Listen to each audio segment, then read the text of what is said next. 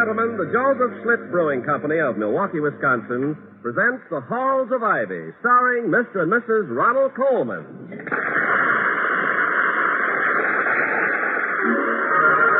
I was curious. I tasted it. Now I know why Schlitz is the beer that made Milwaukee famous.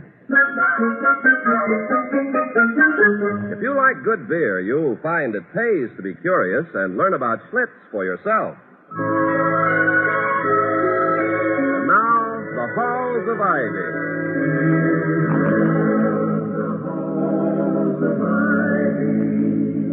That surround us here today, and we will not forget though we be far, far away. Welcome again to Ivy. Ivy College, that is, in the town of Ivy, USA. You know, many people think of a college president as a man who spends most of his time worrying about his school's financial situation. Now, this is a profound misconception. A college president does not worry about money most of the time. He worries about it all the time. And Dr. William Todhunter Hall, the president of Ivy, is no exception. At the moment, he and Mrs. Hall, the former Victoria Cromwell of the English stage, are in a taxi on their way to a dinner party at which Dr. Hall is to be the guest of honor. Mrs. Millicent Foster, their hostess, is very wealthy, and an endowment is in sight. Mrs. Hall says, I do like dinner parties. I wonder what the main course will be. Main course? Me. There is nothing Mrs. Foster likes to serve her guests so much as a celebrity, major or minor. You should be very happy this evening, then. In your black tie, you're quite a tasty dish. Thank you. But not as tasty, I'm afraid, as the major celebrity she originally intended to have tonight. He disappointed her at the last moment. Oh? How? Yes, he led with his right, was knocked out in the 6th round, and thereby ceased to be a major celebrity. She was forced to settle for a college president. Oh, poor woman. She is not, thank heavens, a poor woman. She's one of the richest in town, and one of the loneliest. That's why she fritters away so much of her wealth on trivialities. I've been trying for over a year to guide her interests into more constructive channels. Like, say, gymnasium constructive or library? Yes, exactly. I've a feeling that when we leave tonight, I'll have a nice, fat endowment check in my pocket. Well, I have the same feeling. Mr. Merriweather told me you'd made a very great impression on her. Yes, I suppose I have. I mean to say, I have some respectable degrees, and I've written a few good books. It's your good looks that have impressed her, not your good book. Oh, nonsense. Nonsense, Victoria. I never heard anything so ridiculous in my life. Good look. Me. You really think so? Of course I do. I'm not the only one. Every co-ed on the campus is mad about you. You're just saying that. Really? This is as far as I can go. Driver, you took the words right out of my mouth. Sorry, folks, there's a detour. I didn't know nothing about. The road's under construction. Oh, will it take us much out of our way? About 8 miles, approximately. We'd have to go over that bridge and all the way around. How long will that take? Almost 15 minutes, nearly. It's 10 of 8 now, and Mrs. Foster's very fussy about punctuality. Suppose we walk the rest of the way. All right. Driver, how far are we from 383 Hyacinth Road? Merely 12 blocks, only. I don't mind walking if you think we can make it by 8. Oh, we can do it easily. All right, here you are, driver. Keep the change. Thank you. Do we just walk straight ahead? We've never been out this way before. Just straight ahead, almost. You can't miss it, but they're long blocks, and you better walk fast if you want to be there by 8, practically. Thank you. Well, let's hurry, Victoria. Mr. Merriweather, the entire Board of Governors, in fact, has told me how insistent Mrs. Foster is that her guests arrive on time. Oh, don't worry, Toddy. 12 blocks in 10 minutes. We'll be there by 8. It's only that I don't want anything to mar the impression I've made. The board is rather counting on me to bring her into the fold of donors. I hope that we... Well, what a revolting-looking animal. Look, Victoria. You always seem such a Such a mongrel in your life. It seems to be all the dogs ever bred wrapped up into one. Oh, I find it rather appealing, the way you stood there looking at it. It's all about Napoleon in that comic strip. May we stop for a moment to pet it? All right, well, one pet only, if you don't mind, darling. No time for more. Oh, no, it is affectionate, isn't it? Well, you're happy to see us, aren't you, you buffalo? Yes, you are. You do certainly are. Vicky, I hate to interrupt this passionate courtship, but if we're late, we're liable to lose a large endowment. Yes, we are. Yes, we are. We are. Yes, we are. Oh, sorry, darling. Goodbye, dog. I think it's lost. It had a collar around its neck, but no license. Oh, it probably belongs to the house just behind this wall. It's fed a dozen times a day, and on the whole lives much better and more securely than the average instructor. No, I think it's lost. Well, what makes you think so? Because it's following us. Seems to have no place in particular to go. Go home, sir. Go home. Such as the female. Oh, go home, sir, or madam, as the case may be. Oh, no, she's doing all these tricks for us, sitting up and rolling over. Oh, you won't be upright as old smarty pants, aren't you? Victoria, please, darling, don't encourage him. We down, sir. Down. Oh, he only wants to kiss you. Victoria, no one can accuse me of being anti-dog, but any desire I have to be slobbered over by a mongrel stray at this particular moment is so small that it borders on the microscopic. We simply haven't the time. Now, I've got to chase him away. Don't be startled. I'm going to shout at him. Go away! Go away! Allez, vous en! Viens, si vite! Cram! That did it. Look at him run. Now, please, let us hurry, Victoria. Well, hope he'll be all right. Of course he will. He was all right for years before we came along, and there's no reason to suppose he won't be all right for years after we've departed. Nice to run over or something. Well, it simply isn't our problem. I'm sorry if I seem callous, but in wangling an endowment, a certain ruthlessness is necessary. Oh, Toddy. You don't suppose he's been hit? Well, of course he hasn't been hit. I'm sure he hasn't been hit. I mean, aren't you? I have a queer feeling in the pit of my stomach. I mean, he was so alive just a minute ago. If you were by any chance But it's late. We're going to be late. We'd best go back and see if he's all right. Hurry, take my hand. This is ridiculous. As much as $1 million waiting for me, and I'm running in the opposite direction. I've had nightmares like this. It may not be as much as $1 million. Well, even if it's only $500,000, it's ridiculous. How will we get him to a vet? Well, one of these houses to drive. Hold it, Victoria. Hold it. Oh, you're safe, aren't you? You're frightened us. You know that? You said you're frightened us. Oh, yes. What seems to be the trouble?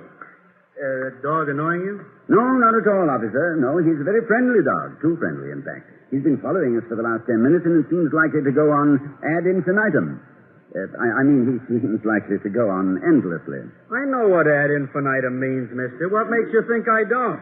Oh, I beg your pardon. What makes you think I don't know what ad infinitum means? Simply because I'm a policeman doesn't mean I'm an ignoramus. Well, I'm sure my husband had no It intention. may surprise you to learn that I have a degree in police administration from Fordham University. Oh, if I seemed patronizing, I'm sorry. It's just that I'm tired of people who have a stereotyped conception of a policeman. Now, how would you like it if people had a stereotyped conception of your job? Well, as a matter of fact, they have. My job is teaching. I don't have to tell you how many jokes I hear in the course of a year about absent-minded professors. Doesn't it get you down? Little kid called me a flatfoot yesterday. My feet happen to be perfectly arched. I could show you. Yes, I know what you mean. You know, there was a newspaper editorial last week in which teachers were called long hair. I leave it to you. Is my hair long? Yeah, William, I don't want to interrupt this coffee clutch, but it's getting very late. Oh, yes, of course. Officer, this dog seems to be lost. Have you any idea where it belongs? Well, I'm new on this beat. I have no idea whose dog it is. Well, my wife is afraid, and I am too, that it may be run over unless someone takes care of it. Maybe place it in your hands. What would I do with it?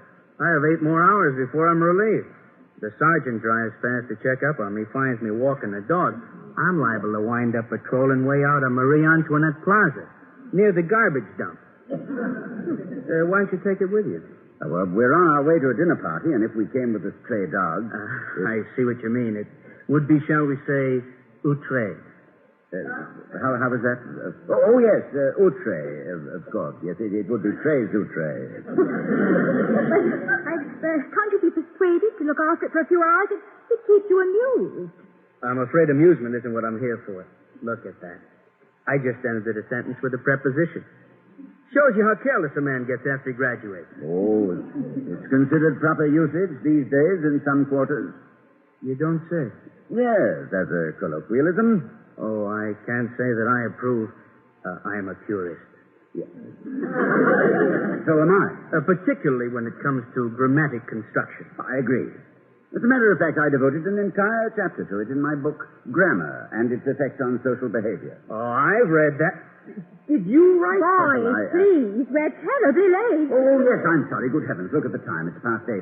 Officer, what should we do? Forget about it. It's not your problem. Exactly what I said a few minutes ago. Now, come on, Victoria. Dog catcher will probably pick it up tomorrow. Exactly. We can bet. The dog catcher. What'll he do with it? Take it downtown to the pound. The pound? Well, isn't that where they... What'll they do there? Oh, he's washed, combed, fed, kept very comfortably for 1 week. And after that? You mean if no one claims it? Yes. Sic transit Gloria Mundi. Oh, no. You mean it's done away with? Oh, no, Toddy. Well, surely there's some alternative. Well, there is. Take the dog by the scruff of the neck and march him from house to house. All right, officer, we'll try it. Good night, lady. Good night. Good night, officer. Thank you. Ever read Senator Fell's tribute to his dog? Yes, I have.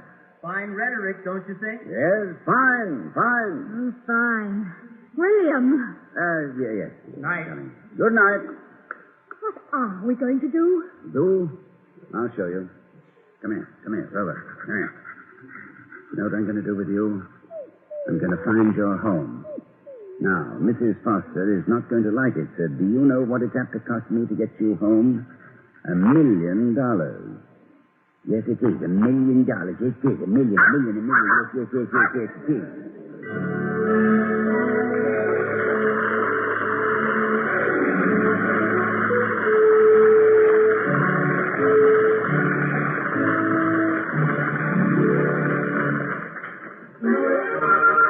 I was curious.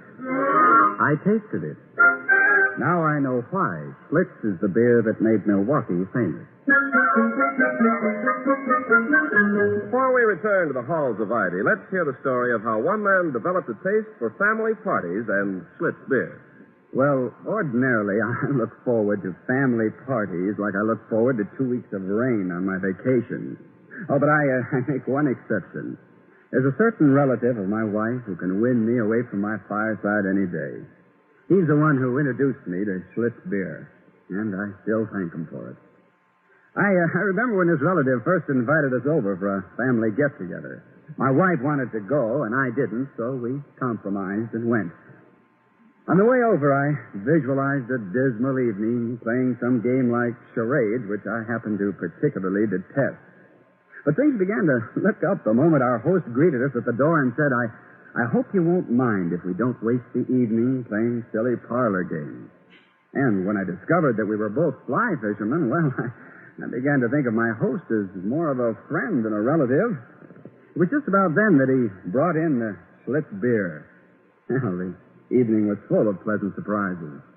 I'd heard many good things about Schlitz and had always planned to try it. So try it I did. And never have I tasted a beer as satisfying. As I drank, I found myself hoping that this particular in-law would throw another family party very soon. And I found myself saying, as surely others have said in tasting this fine beer, no wonder they call Schlitz a beer that made Milwaukee famous.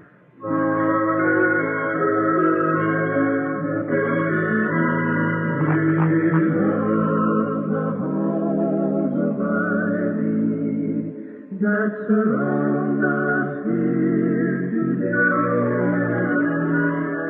As we return to the halls of Ivy, we find a rather irritated Dr. Hall walking with Victoria and a huge, friendly, very lost dog in the general direction of the home of Mrs. Millicent Foster, at whose dinner party he's supposed to be guest of honor. They are now almost a half hour late. They go up the steps of the small residence. I do feel ridiculous, Vicky. I'm not exactly dressed for the sheepshead field trials, you know. Oh, never mind, darling. Neither is Fido. Yes? I beg your pardon, but does this dog belong to you? We were just... Mister, nothing belongs to me. I'm being evicted tomorrow. You might as well find a home for him, too.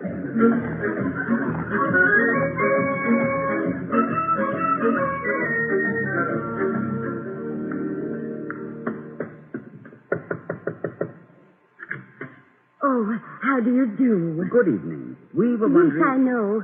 Thank you for coming so promptly. Our own doctor is out of town, or we wouldn't have bothered you. We never expected it so soon, of course. But we were just trying to... But you're just a tiny moment late. The ambulance got here first. Ambulance? Yes, the baby's due any second.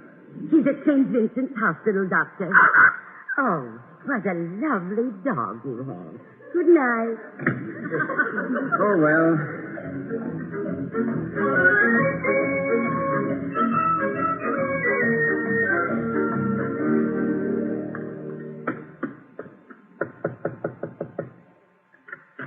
Good evening. How do you do? Have you lost a dog? No, but I'd like to.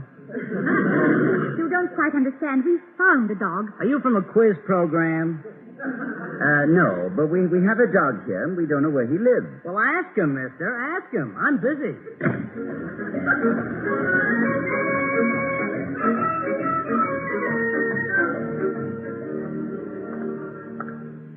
A penny for them, Toddy.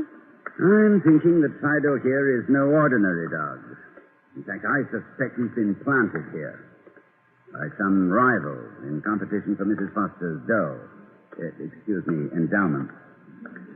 Harvard, perhaps, or Yale. We've covered the entire area and couldn't even give him away. Some people are very callous to other people's plight. Am I to go through life dogged by this dog? Like the ancient mariner with an albatross round his neck? Well, don't be bitter, darling. You've done a good deed so far, and I love you for it.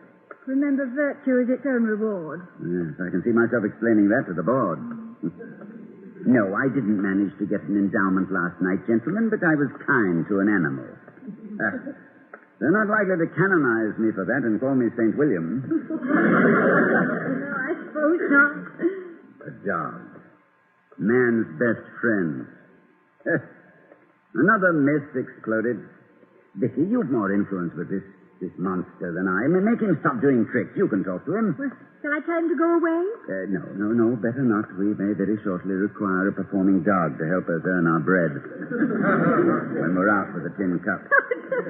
Well, anyway, Mrs. Foster is never going to believe our story unless he's with us. There's a car coming down the driveway. Toddy, be careful. Rover, come here. There's a good chap. Well, it looks like Mr. Wellman's limousine. Oh, is our chairman of the board to be a guest of Mrs. Foster's this evening? Well, not that I know of, but he's never been known to miss a free meal in his life. Is that you, Mr. Wellman? Dr. Hall, are you aware, sir, that you are more than 1/2 hour late? I am, and I'm very sorry, I assure you. I shall make what I hope are adequate apologies to Mrs. Foster and the other guests at the dinner party. Dinner party? There is no dinner party, not anymore. Oh? Mrs. Foster begged her guests to excuse her and retire to her room. Oh, my. She was extremely upset, and I don't blame her. I would be, too, if a guest of honor at one of my dinners failed to make an appearance, failed even to have the courtesy to telephone. Mr. William, we had a perfectly good explanation. Perfectly good may be too strong a term, but at least it's an understandable one. On the way here, we encountered this dog, which appeared to be lost. Indeed. And have you taken the position of dog catcher as a sideline? The dog seemed to be lost, and we feared it might be run over by an automobile. Taken to the pound and destroyed. So we tried to learn where it belonged. You should have spent a bit more time considering where you belong. You belonged at Mrs. Foster's dinner party. Do you know what she did just before I left? She tore up a certified check made out to the school. No. Tore it into tiny pieces right before my eyes. A check for $100,000. Oh, no. Yes.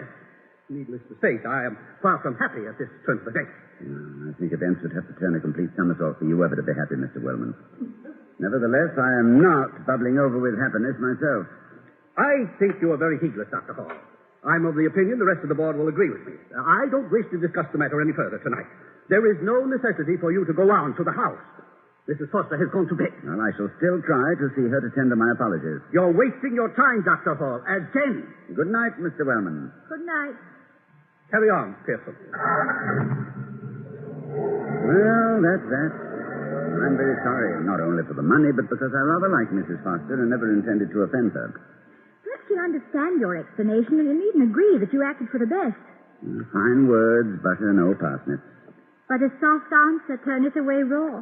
You really think I can make her understand? Oh, you know as well as I do that when you set your mind to it, you can charm a bird right out of a tree. The charming Mrs. Foster out of a high dudgeon may prove a bit more difficult. She may only be in a low dudgeon. I can't remember when I approached a dinner party with so much anxiety. I can. That dance at the French Embassy in London. When you were first courting me. It was a long time ago. Remember it? Yes, of course, I remember. It was the ball to which I had not been invited. Oh, you were invited. At least I was, and I invited you. I don't think I ever felt so unsure of myself. I almost ran away as we approached the embassy building. If you hadn't been on my arm, I think I'd have bolted. I never was more nervous in my life. Hardly. Stop worrying and fidgeting with your tongue. You sure? You're sure I look all right? These evening clothes aren't mine, you know. I had to rent them, even these cufflinks. You look extremely handsome and distinguished. Oh, I wish I felt that way. Actually, I feel something like Cinderella. Try not to be alarmed if at midnight these tails and white tie vanish and you see me standing there in shorts and a pumpkin. I shall carry it off with all the savoir-faire at my command. I shall say to one and all, my dear, haven't you heard? It's the latest rage in America. Of course, I realize no one's going to notice me.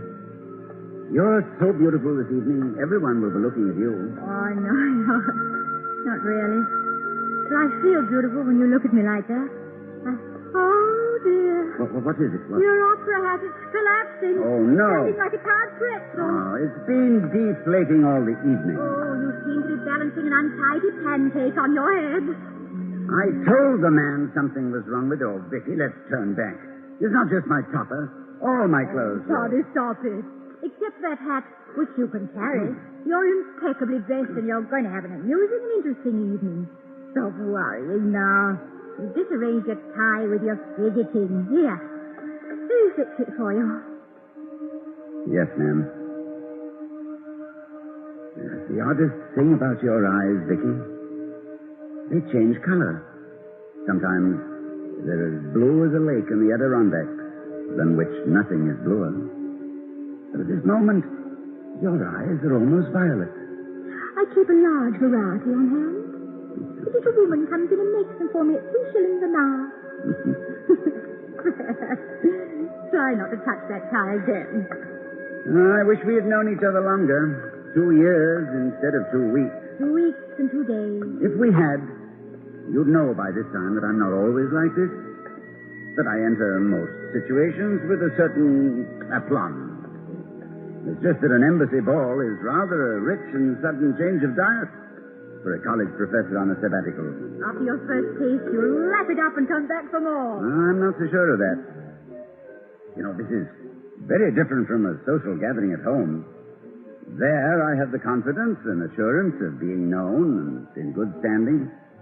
But here, among these old titles, these medals, decorations, these shining rewards of a great empire for distinguished services, it's frightening. No, it's not frightening, William. It's very, very gay. You're as much of a knight in armor as any of them. And as for titles, my dear, don't forget that to me, you're William the Conqueror. What? What was that you said? No, don't knock yet. We can't afford another moment's delay. We're late. Let the ambassador wait. I want you to say that again. Ambassador? What are you talking about? We are late for Mrs. Foster's party. Mrs. Who? Mrs. Foster, Mrs. Foster. What? Oh, Mrs. Foster.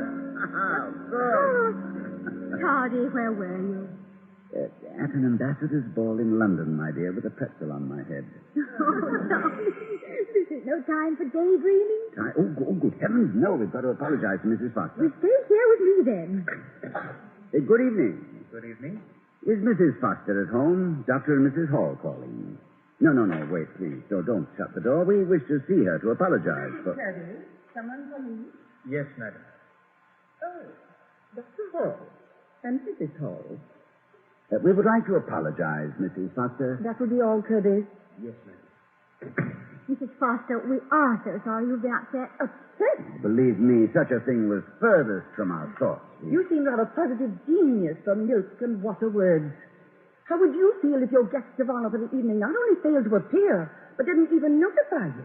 It was indicative of the contempt you must feel for the help I could have given you. No, I assure you. It was really the last straw. Your discourtesy on top of everything else. As though I weren't already carrying as much as a mortal could be expected to bear. The last straw? Pete, he's lost, ran away, disappeared. Oh, you wouldn't understand. Pete? He's not by any chance a dog? He's not just a dog. He's my dog. I've had him for years, and suddenly he's... Not a raw-boned, floppy-eared, bushy-tailed... Yes. Have you seen him? Seen him? Mrs. Foster. He's the reason we're late. We were trying to find his home for him. One moment. Pete! Dr. Hall, you... Oh, Pete. It is Pete. Oh, all right. You bad dog, where have you been? I thought you'd been stolen or killed. Dr. Hall, Pete may not look, but he's a very rare and valuable dog. I can't tell you how valuable. If it were anyone of less consequence than you, Dr. Hall, I should offer him a large cash reward. You would, Mrs. Foster? Well, if I may make a suggestion...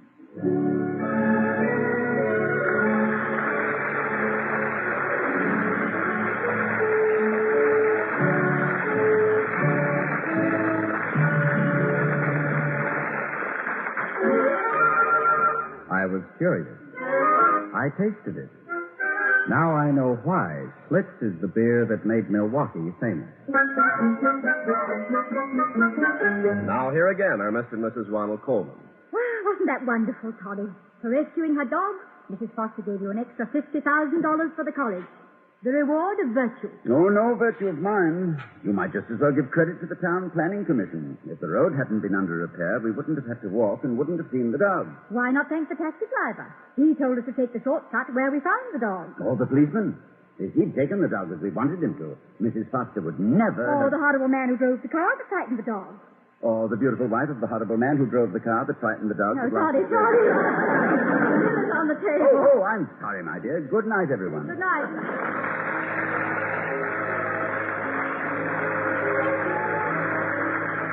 We'll be seeing you next week at this time at the Halls of Ivy, starring Mr. and Mrs. Ronald Colman. The other players were Herbert Butterfield, Janet Scott, Jane Morgan, Herbert Vigran, Jack Crucian, and Jerry Hausner. Tonight's script was written by Walter Brown Newman and Don Quinn. Our music was composed and conducted by Henry Russell. The Halls of Ivy was created by Don Quinn, directed by Nat Wolfe, and presented by the Joseph Schlitz Brewing Company of Milwaukee, Wisconsin. Next, listen for We the People over most of these NBC stations.